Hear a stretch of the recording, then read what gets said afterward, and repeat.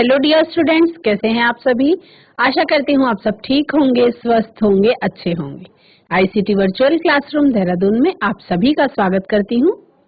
मेरा नाम समता है और बच्चों क्लास 8th में सेल चैप्टर का हम कुछ क्वेश्चन आंसर करेंगे। तो बिना देरी करते हुए चलेंगे स्मार्ट बोर्ड की तरफ और हम मल्टीपल चॉइस क्वेश्चंस करेंगे।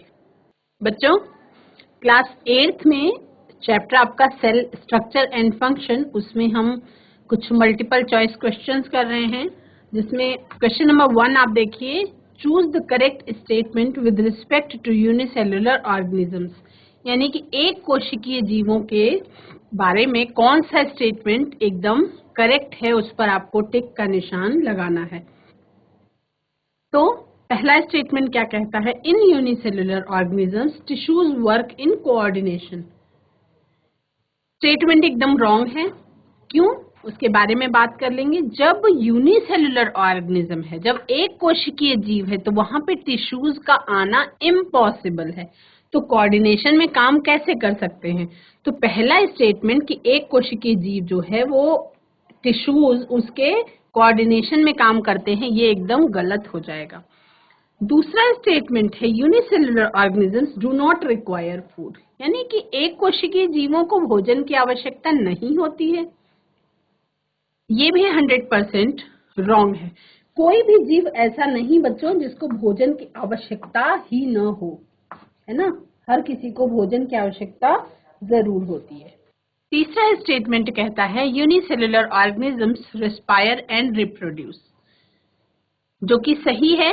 और चौथा स्टेटमेंट कहता है all unicellular organisms move by cilia. इसमें से सही उत्तर क्या है, एक कोशिकीय जीव श्वसन और प्रजनन दोनों प्रकार की प्रक्रियाएं करते हैं। क्वेश्चन नंबर 2 है बच्चों, majority of cells can not be seen directly by naked eyes. यानी कि नंगी आंखों से ज्यादातर कोशिकाओं को हम देख नहीं सकते हैं सीधे तौर पे। ऑप्शन नंबर ए क्या कहता है, ऑर्गेनिजम्स आर जेनरली यूनिसेल्युलर। यानी ऑर्गेनिजम्स जो है वो ज्यादातर एक कोशिकीय होते हैं। ऑप्शन नंबर 2 कहता है सेल्स आर माइक्रोस्कोपिक, यानी कि कोशिकाएं सूक्ष्मदर्शीय होती हैं। सी कहता है cells are present only inside the body. और डी कहता है cells are grouped into tissues.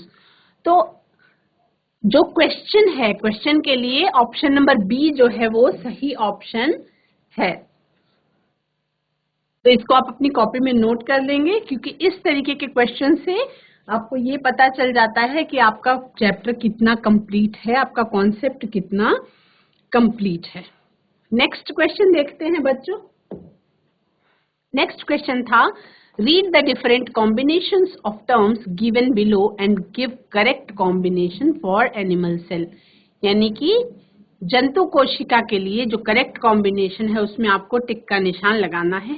तो उसको ध्यान से देखेंगे, नोट करेंगे और उसके बाद देखेंगे कि ऑप्शन नंबर सी जो है उसमें जो कॉम्बिनेशन है वो एक एनिमल सेल के लिए एकदम परफेक्ट कॉम्बिनेशन है।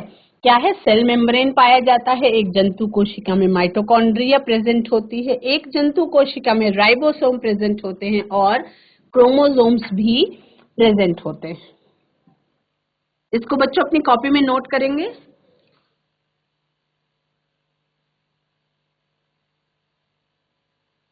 इसमें आपका ऑप्शन नंबर सी जो है वो एकदम सही है। नेक्स्ट देखते हैं। नेक्स्ट है which one of the following term is not a part of nucleus. यानी न्यूक्लियस का कौन सा पार्ट नहीं है, है ना। यानी कि कोशिका के अंदर कौन सा पार्ट नहीं पाया जाता है। तो देखिए, पाया जाता है क्रोमोसोम, पाया जाता है न्यूक्लियोलस, पाया जाता है जीन। नहीं पाया जाता तो वो है राइबोसोम्स। तो जो नहीं पाया जाता है वो इस क्वेश्चन में सही है, इसलिए राइबोसोम्स ऑप्शन नंबर ए जो है उस पर सही का निशान लगाएंगे। इसको आप अपनी कॉपी में नोट करेंगे।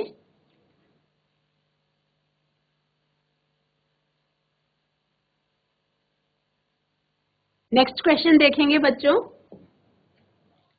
कि a suitable term for the various components of cell. एक सुटेबल टर्म आपको अलग अलग कंपोनेंट्स ऑफ सेल के लिए देना है। तो जिसमें से टिश्यू है, a group of cells to perform certain functions. Cell organelles हैं कोशिकांग, यानी कि कोशिका के अंग। क्रोमोसोम है thread like structures made up of genes, and genes हैं जो डीएनए से मिल करके बने हुए होते हैं, जिसमें से बच्चों ऑप्शन नंबर बी जो है वो सही ऑप्शन है। अब क्वेश्चन उतारेंगे, आप चारों ऑप्शंस लिखेंगे और सही ऑप्शन पे टिक का निशान लगा लेंगे। वेरियस कंपोनेंट्स ऑफ सेल्स को हम क्या कहते हैं? सेल ऑर्गेनेल्स कहते हैं, यानी कि हम उन्हें कोशिकांग कहते हैं, यानी कि कोशिका के अंग वो कहे जाते हैं। ये क्वेश्चन आप सभी ने नोट कर लिया होगा। हम चलते हैं नेक्स्ट क्वेश्चन की तरफ। The jelly-like fluid substance present in cell is called protoplasm, chromosome, chloroplast और cytoplasm। तो प्रोटोप्लाज्म क्या होता है बच्चों? मैंने आपको समझाने के लिए लिख रखा है कि जीव द्रव्य होता है जो कोशिका द्रव्य और केंद्रक द्रव्य से मिल करके बनता है, प्रोटोप्लाज्म कहलाता है। क्रोमोसोम जो होते हैं वो जीन्स पर पाए जाते हैं, क्लोरोप्लास्ट जो है जिसको प्लास्टिड्स के रूप में हरित लवक कहते हैं, और साइटोप्लाज्म वो चीज है जो जेली लाइक फ्लूइड है और कहाँ पे प्रेजेंट है? ये सेल के अंदर प्रेजेंट है, कोशिका द्रव्य के अंदर ये मौजूद है, जिसको हम साइटोप्लाज्म कहते हैं। सेल मेम्ब्रेन और केंद्रक के बीच में पाए जाने वाला द्रव्य जो है वो साइटोप्लाज्म कहलाता है। तो जो साइटोप्लाज्म होता है वो सेमी फ्लूइड या जेली लाइक सब्सटेंस होता है, उसको हम साइटोप्लाज्म कहते हैं, यानी कि कोशिका द्रव्य कहते हैं। तो ऑप्शन नंबर डी जो है वो एकदम सही है। इसको आप अपनी कॉपी में नोट करेंगे, फिर हम अगले क्वेश्चन की तरफ आगे बढ़ेंगे। आगे बढ़ते हैं बच्चों, नेक्स्ट क्वेश्चन देखेंगे। Read the following pairs of examples of organisms, the pair that belong to the prokaryotes. तो इसमें ऑप्शन नंबर ए में दिया गया है मॉस और स्पॉन्जेस, ऑप्शन नंबर बी में दिया गया है yeast and amoeba, option number C में दिया गया है bacteria and blue green alga, और ऑप्शन नंबर डी में दिया गया है पेनिसिलियम एंड स्पाइरोगाइरा, जिसमें से ऑप्शन नंबर सी है आपका bacteria and blue green alga. ये जो है ये आपका प्रोकैरियोट्स की कैटेगरी में आते हैं, तो उस पर आप सही का निशान लगाएंगे और तीनों ऑप्शंस पे आप गलत का निशान लगा सकते हैं। तो 10-15 सेकेंड में इस क्वेश्चन को आप सभी नोट कर लीजिए, तब हम नेक्स्ट क्वेश्चन की तरफ मूव करेंगे। नेक्स्ट क्वेश्चन देखते हैं बच्चों। Read the following pairs and select the pair that is related to the inheritance of characters, यानी कि उस पेयर को सेलेक्ट करना है जो लक्षणों की वंशागति के लिए उत्तरदायी होते हैं। ऑप्शन नंबर ए में दिया गया है cell wall and cell membrane, option number B में दिया गया है chromosome and mitochondria, option number C में दिया गया है क्लोरोप्लास्ट एंड सेल मेम्ब्रेन, और ऑप्शन नंबर डी में दिया गया है क्रोमोसोम एंड जीन्स। जिसमें से क्रोमोसोम एंड जीन्स ये आपका सही ऑप्शन है, ये इनहेरिटेंस ऑफ कैरेक्टर्स के लिए उत्तरदायी होता है, जिसमें से क्लोरोप्लास्ट, सेल मेम्ब्रेन और mitochondria, cell membrane, cell wall, ये सब का इनहेरिटेंस से कोई भी मतलब नहीं होता। तो ऑप्शन नंबर डी आपका सही है। नोट डाउन कर लीजिए इसको अपनी कॉपी में, फिर हम नेक्स्ट क्वेश्चन की तरफ मूव करेंगे। नेक्स्ट क्वेश्चन देखते हैं बच्चों। नेक्स्ट क्वेश्चन है choose the correct statement. Option number A, genes are located in the chromosomes, option number B, cell is located in the nucleus, option number C, chromosomes are located in the nucleolus, और option number D, cell membrane surrounds the nucleus.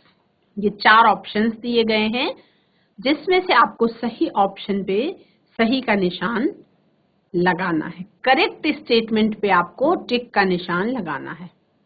तो genes are located in the chromosomes.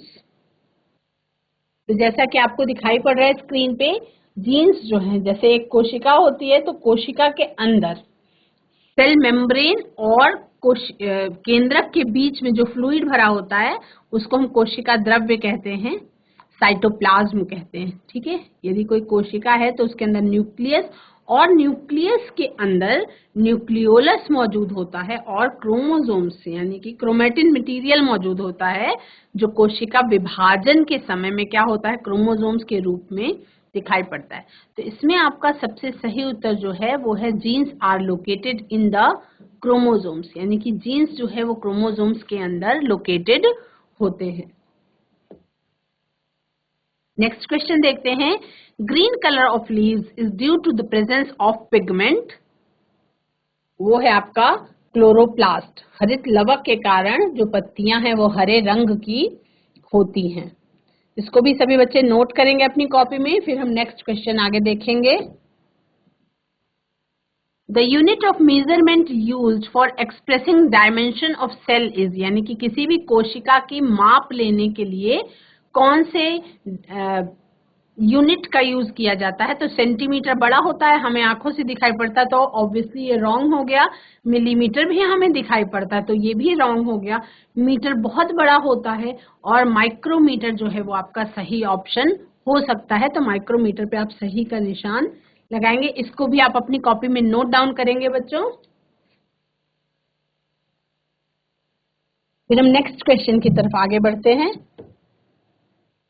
Next question है, the most important function of cell membrane is that it control the entry and exit of materials from the cell, controls only the entry of materials, control only the exit of materials. यानी कि question ये कह रहा है कि cell membrane का क्या function है। तो सेल मेम्ब्रेन का फंक्शन है वो किसी भी मटेरियल को अंदर या बाहर जाने में कंट्रोल करता है। तो ऑप्शन नंबर ए जो है वो एकदम सही आंसर है। इसको आप अपनी कॉपी में नोट करेंगे सभी बच्चों।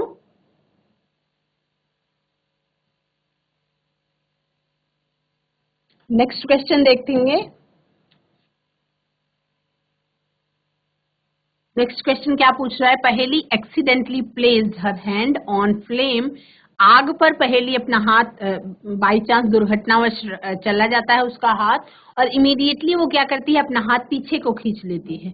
वो एक ऐसा सेंसेशन, हीट का सेंसेशन फील करती है, और वो ये पूछना चाह रहे कि कौन से एक्शन के कारण, शरीर में हमारे कौन सी सेल्स के एक्शन के कारण ये हरकत हुई।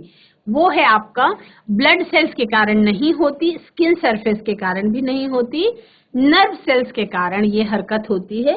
यानी कि सेंसेशन जो है वो नर्व सेल के कारण होती है। नर्व सेल जो है वो रिसीव करती है और ट्रांसमिट कर देती है सिग्नल्स को दूसरे बॉडी पार्ट्स तक। अब उसके बाद बॉडी जो है वो रिस्पॉन्स करती है एक्सटर्नल स्टिमुलाई के बारे में, और उसके बाद ये होता किस कारण से है, ये नर्व सेल के कारण होता है। तो ये इंपॉर्टेंट क्वेश्चन है, इसको आप अपनी कॉपी में नोट करेंगे।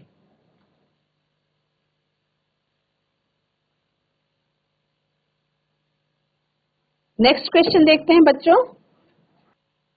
The thread like structure present in the nucleus are, यानी कि केंद्रक के अंदर जो धागे के जैसी संरचना मौजूद होती है उसको हम क्या कहते हैं। तो वो न्यूक्लियोलस नहीं होता, केंद्रिका नहीं, जीन्स भी नहीं होता है, राइबोसोम्स भी नहीं होता है, क्रोमोसोम्स हो सकता है। ठीक है, तो क्रोमोसोम्स लिखेंगे, या यहाँ पे आप आर में क्रोमैटिन मटेरियल भी लिख सकते हैं। क्रोमैटिन मटेरियल भी लिख सकते हैं। ठीक है, ये आपका ऑप्शन जो है वो सही है। इसको आप अपनी कॉपी में नोट करेंगे, फिर हम आगे के क्वेश्चंस भी लिखेंगे। नेक्स्ट क्वेश्चन देखते हैं बच्चों, इसको नोट करेंगे।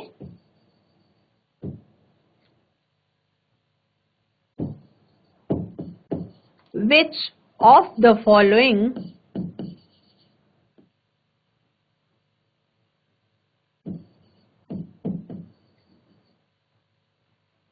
is not a cell?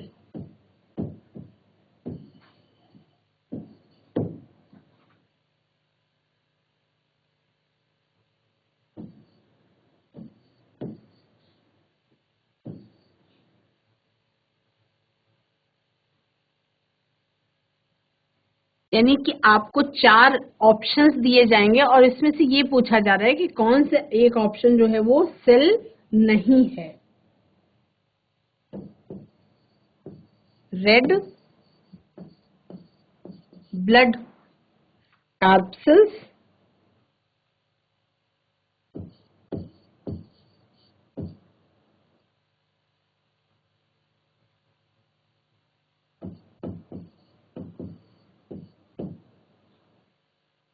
B है बैक्टीरियम,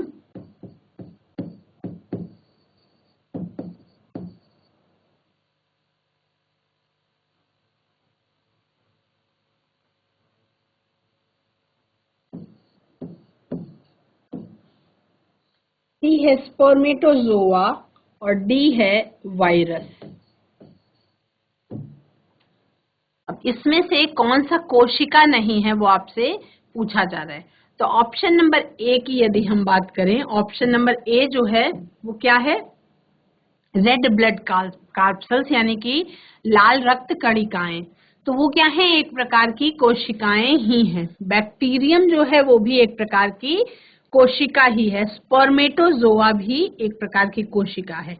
लेकिन जो वायरस है इसके बारे में आपको जानना है। वायरस जो है ये आपका जीवित की कैटेगरी में नहीं आता है ना। तो वायरस, ये ऑप्शन आपका रॉन्ग हो गया, ये आपका रॉन्ग है, ये आपका रॉन्ग है, लेकिन ये वायरस वाला ऑप्शन आपका एकदम सही है।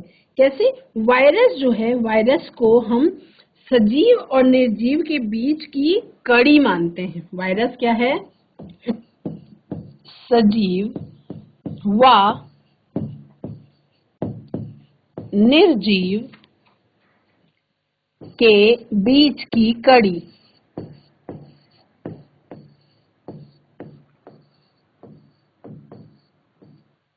सजीव और निर्जीव के बीच की कड़ी माना जाता है। तो इसको हम कोशिका की तरह नहीं समझते हैं। बिकॉज ये क्यों नहीं समझते हैं, उसका रीजन है क्योंकि ये किसी भी होस्ट सेल के बाहर रेप्लिकेट नहीं कर सकती, अपनी संख्या को बढ़ा नहीं सकती है। और जैसे ही ये किसी होस्ट सेल में पहुंचती है तब ये उस सेल की मशीनरी का यूज करके अपनी संख्या को बढ़ा लेती है। तो वायरस जो है वो आपका सेल के रूप में नहीं माना जाएगा। It is not considered as cell. इसको सभी बच्चे अपनी कॉपी में नोट करेंगे।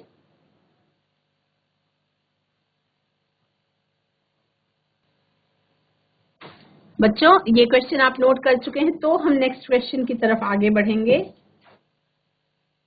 नेक्स्ट क्वेश्चन आपकी स्क्रीन पर मैं लिख रही हूं, इसको आप साथ साथ चाहें तो नोट कर सकते हैं। नेक्स्ट क्वेश्चन है, which of the following feature which of the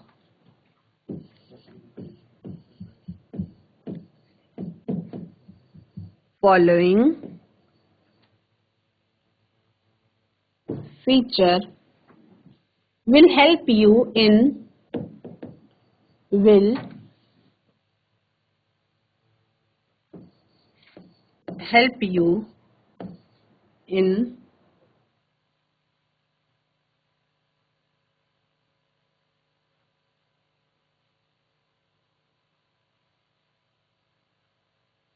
distinguishing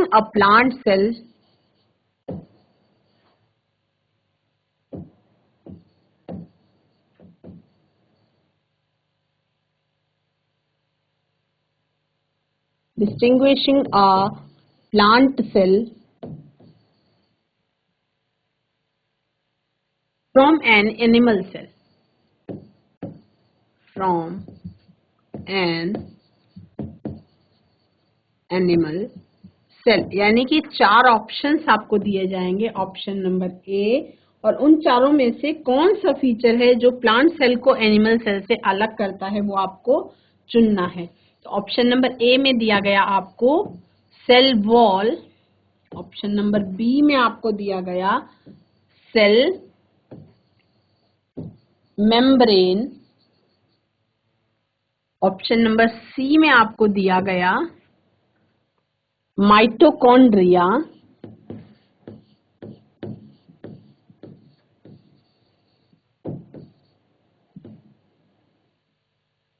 और ऑप्शन नंबर डी में आपको दिया गया न्यूक्लियस।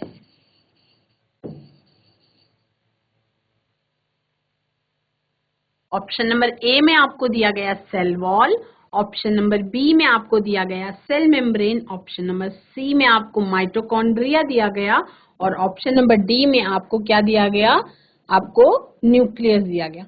और इसमें से क्वेश्चन ये पूछा जा रहा है कि कौन सा फीचर ऐसा है जो आपको प्लांट सेल से एनिमल सेल को डिस्टिंग्विश करने में हेल्प करेगा। तो उसमें आपका आंसर क्या होगा बच्चों, सेल मेम्ब्रेन दोनों में पाई जाती है, तो ये ऑप्शन क्या हो गया आपका, रॉन्ग हो गया। न्यूक्लियस भी दोनों में पाया जाता है, ऑप्शन रॉन्ग। माइटोकॉन्ड्रिया भी ऑप्शन रॉन्ग हो गया। अब बचता है सेल वॉल। सेल वॉल जो है ये आपका सही ऑप्शन है, क्योंकि सेल वॉल केवल प्लांट सेल में ही प्रेजेंट होती है और एनिमल सेल में प्रेजेंट नहीं होती है, जबकि न्यूक्लियस है, सेल मेम्ब्रेन है, ये सब बोथ प्लांट और एनिमल सेल्स दोनों में प्रेजेंट होती हैं।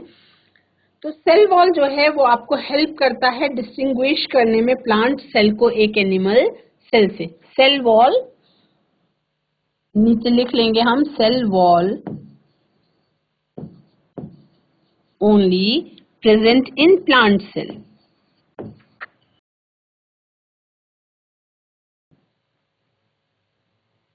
In plant cell. इसको बच्चों नोट करेंगे अपनी कॉपी में। नेक्स्ट और एक क्वेश्चन देखेंगे हम।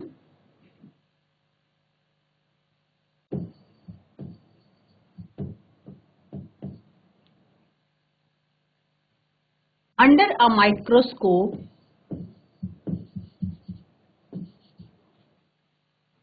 under a microscope, Paheli observes a cell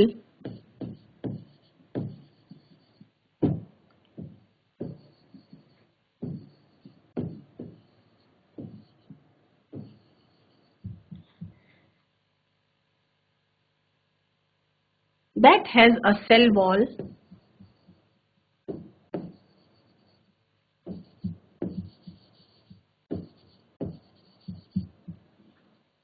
but no distinct nucleus. No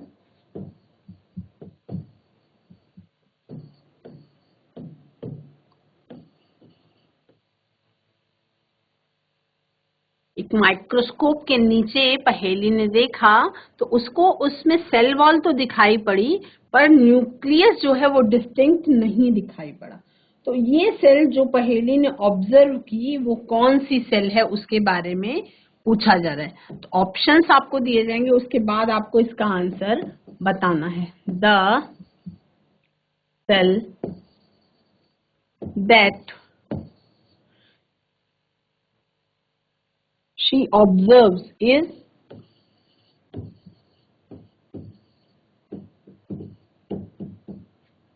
option number A है a plant cell.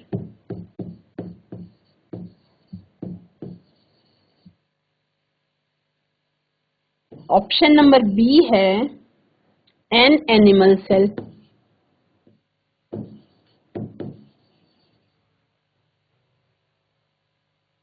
Option number C है अ नर्व सेल।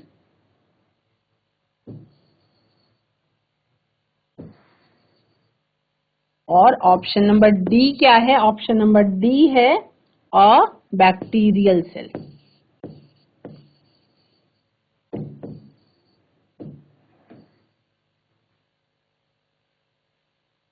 इसमें से बच्चों जो प्लांट सेल होता है, प्लांट सेल अगर माइक्रोस्कोप के नीचे देखा जाए तो जो प्लांट सेल होता है उसके अंदर आपको डिस्टिंक्ट न्यूक्लियस मिलेगा देखने को, ठीक है। लेकिन जो ये सेल देख रही है पहेली उसमें डिस्टिंक्ट न्यूक्लियस नहीं है। तो ऑप्शन नंबर ए जो है वो आपका क्या हो गया, रॉन्ग हो गया। ऑप्शन नंबर बी में भी आपको सेल वॉल नहीं दिखाई पड़ेगी और डिस्टिंक्ट न्यूक्लियस दिखाई पड़ेगा, तो ये एनिमल सेल वाला भी ऑप्शन आपका हो गया रॉन्ग।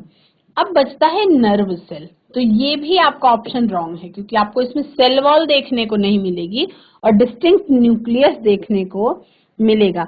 लेकिन जो बैक्टीरियल सेल है ये ऑप्शन आपका एकदम करेक्ट है क्योंकि इसमें आपको सेल वॉल भी देखने को मिलेगी, लेकिन डिस्टिंक्ट न्यूक्लियस देखने को नहीं मिलेगा। तो ये वाला ऑप्शन नंबर डी जो है वो आपका एक करेक्ट ऑप्शन होगा, क्योंकि बैक्टीरियल सेल जो है वो क्या है, वो एक प्रोकैरियोट है, वो एक प्रोकैरियोट है, और प्रोकैरियोटिक सेल होने के नाते इसमें आपको डिस्टिंक्ट न्यूक्लियस और सेल ऑर्गेनेल्स देखने को नहीं मिलेंगे।